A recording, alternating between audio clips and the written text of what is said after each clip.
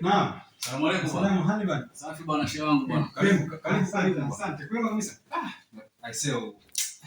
Usalama mdogo. Mungu bwana. Aisee. Bwana shehe wangu nashukuru sana kwanza ulipokuja. Naam.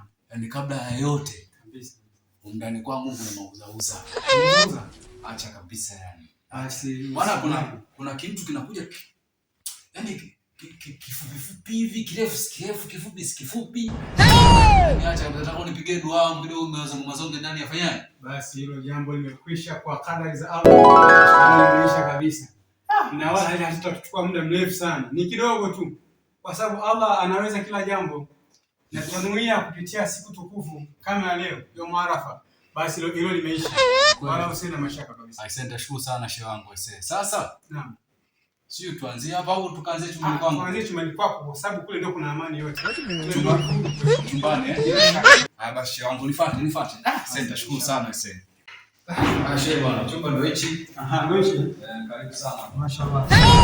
Kwa sasa tuote pamoja au unasoma mwenyewe? Mimi nitasoma peke yangu tu mwache. Wewe niache tu inshallah. Haya basi yanaisha. Basi haina taabu shehe wangu. Haya.